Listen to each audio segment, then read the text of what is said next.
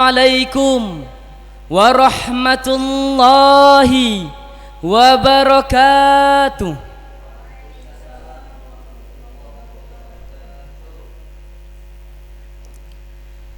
Alhamdulillahi rabbil alamin. Assalatu wassalamu ala asrafil anbiya'i wal mursalin, Sayyidina wa maulana Muhammadin wa ala alihi wa sahbihi ajma'in. Amma ba'd. Dewan Hakim yang arif dan bijaksana, hadirin sebangsa dan setanah air yang berbahagia. Napoleon, seorang orientalis berkebangsaan Prancis, mengatakan, "The principle of Quran with alone of drinking can lead man to happiness." Al-Quran adalah prinsip dan merupakan satu-satunya kitab suci yang dapat menghantarkan kepada kepulauan nan bahagia.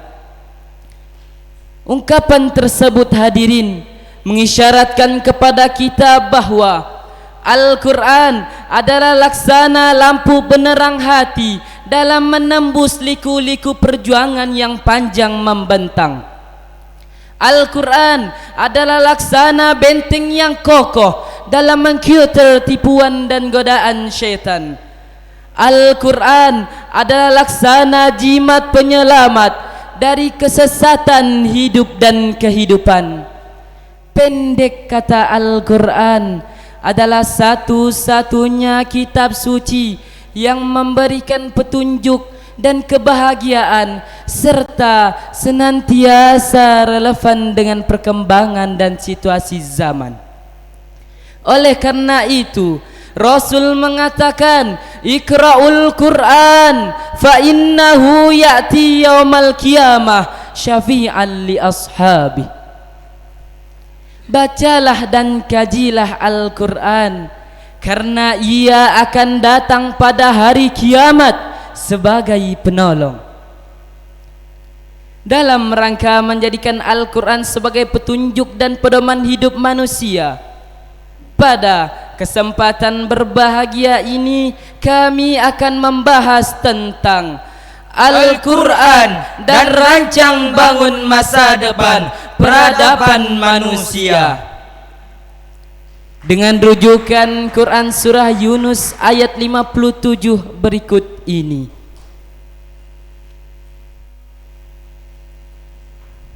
A'udzu billahi minasy syaithanir rajim.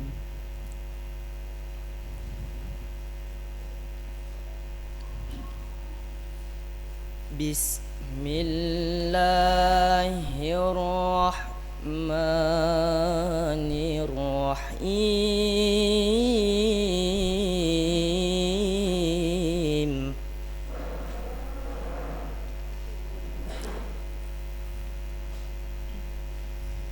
Ya ayyuhan nasu qad ja'atkum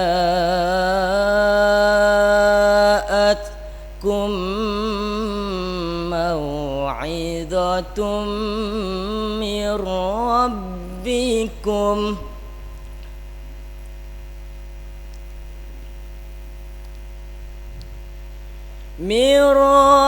rabbikum wa shifaa'un lima fis suduri wa hudaw wa rahmatul lil mu'minin.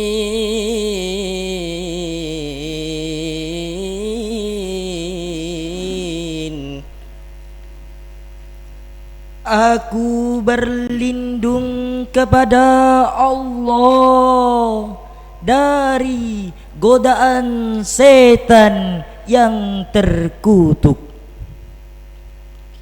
dengan menyebut nama Allah yang Maha Pengasih lagi Maha Penyayang. Hei manusia, sesungguhnya telah datang kepadamu pelajaran dari Tuhanmu dan penyembuh bagi penyakit-penyakit yang berada dalam dada, dan petunjuk serta rahmat bagi orang-orang yang beriman. Hadirin, ayat tadi dalam ilmu balaghah termasuk kalamul khabari atau ingkari, yang menginformasikan sekaligus menegaskan bahwa sungguh telah datang kepada manusia Al-Quran yang memberikan petunjuk kepada jalan yang lurus dan mengeluarkan manusia dari kegelapan. Lalu, apakah pesan Al-Quran itu hadirin dalam merancang bangun peradaban manusia?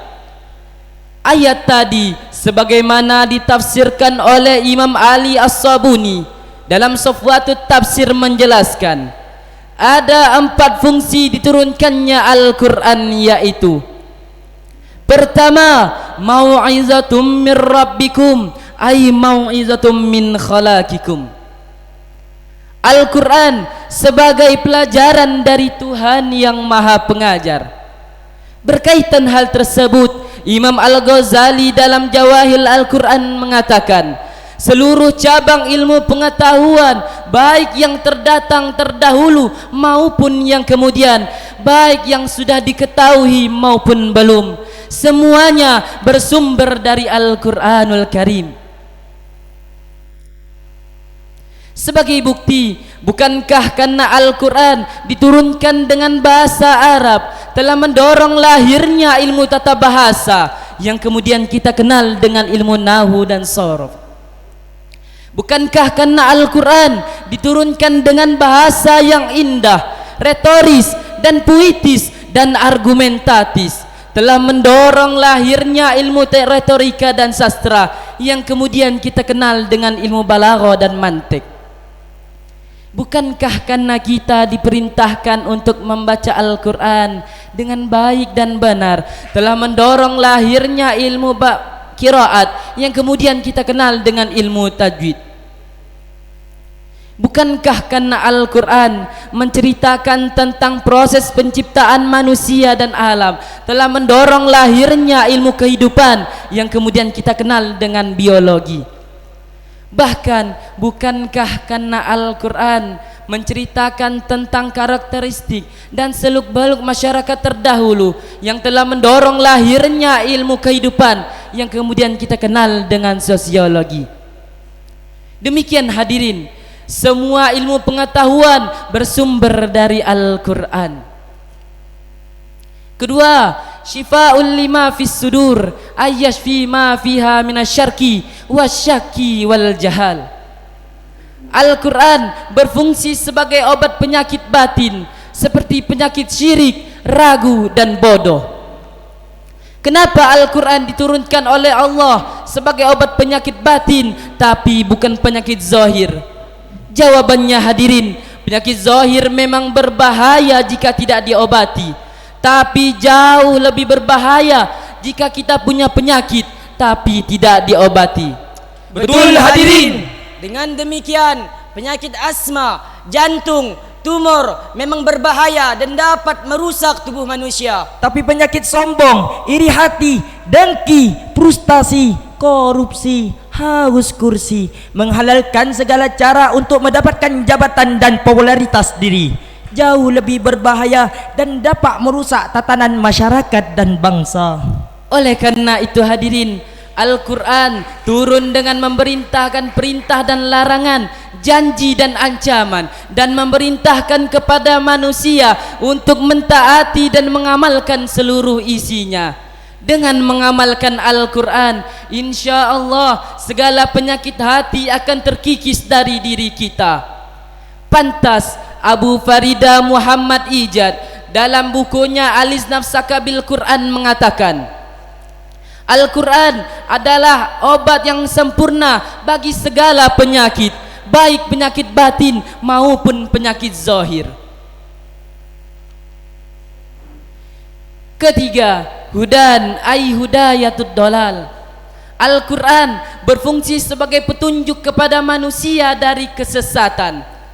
Al-Quran diturunkan oleh Allah Subhanahu wa ta'ala sebagai petunjuk kepada manusia, membimbing dan membawanya kepada kebahagiaan dan keselamatan baik di dunia maupun di akhirat.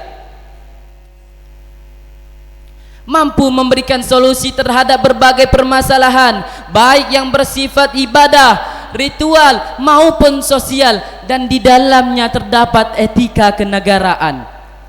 Oleh karena itu hadirin, kalau manusia sudah mampu memahami isi Al-Quran menjadi petunjuk kehidupan serta mengamalkannya dalam kehidupan keseharian, maka dipastikan perilakunya tidak akan bertentangan dengan ajaran Tuhan dan berselisih dengan tuntutan agama, siapapun dia dan apapun profesinya. Seorang pejabat kalau sudah menjadikan Al-Quran sebagai petunjuk hidupnya, dia tidak akan berbuat korupsi meskipun rakyat tidak tahu. Seorang pedagang kalau sudah menjadikan Al-Quran sebagai petunjuk hidupnya, dia tidak akan berbuat curang, mengurangi timbangan meskipun pembeli tidak tahu. Seorang suami kalau sudah menjadikan Al-Quran sebagai petunjuk hidupnya, dia tidak akan berbuat selingkuh meskipun dia sedang sendiri. Demikian pula para pemuda dan pemudi yang sedang asyik memandu kasih, kalau sudah menjadikan Al-Quran sebagai petunjuk hidupnya, dia tidak akan berbuat macam-macam meskipun keadaan mendukung dan sepi. Betul hadirin. Keempat, rahmatan lil mu'minin ay rahmatan li ahlil iman. Al-Quran berfungsi sebagai rahmat bagi insan dan beriman. Artinya, kalau Al-Quran sudah kita baca isinya, memahami ajarannya, serta diamalkan petunjuknya, maka ia akan memberikan ketenangan bagi kita, jauh dari rasa resah dan gelisah, siap menghadapi berbagai problematika hidup dan kehidupan, serta menghantarkan kita kepada kebahagiaan baik di dunia maupun di akhirat. Oleh karena itu hadirin, Allah Subhanahu wa ta'ala berfirman dalam Quran surah Al-A'raf ayat 96 sebagai berikut: walau anna ahlal qura amanu wattaqaw la fatahna alaihim barakatum minas sama'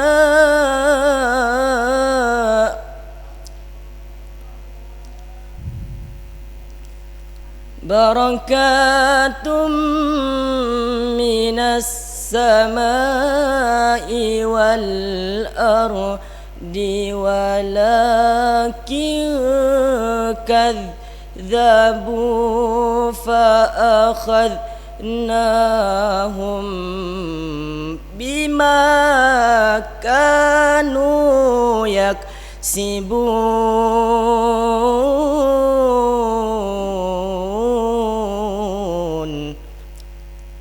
Sadaqallahul azim.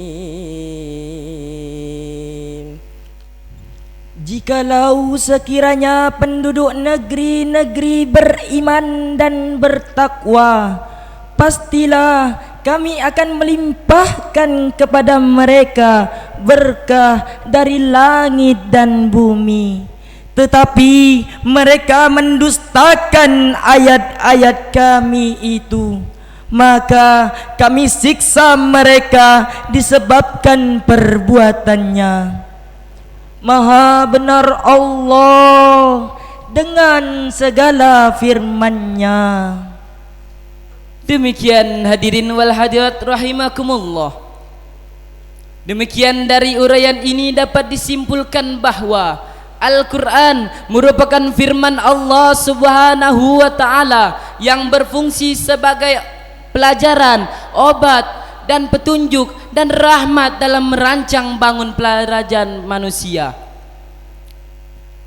untuk menggapai kebahagiaan baik di dunia terlebih lagi di akhirat.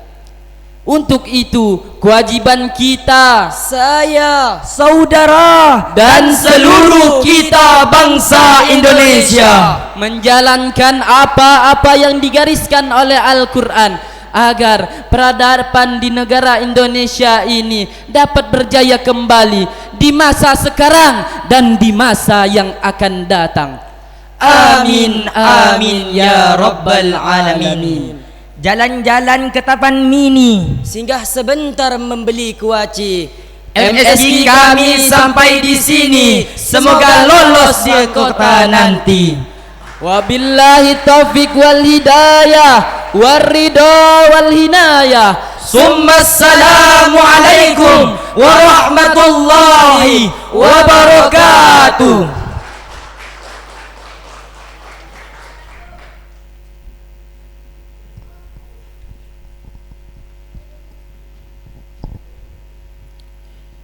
Dewan Hakim yang kami muliakan, demikianlah tadi penampilan dari peserta MSG 02.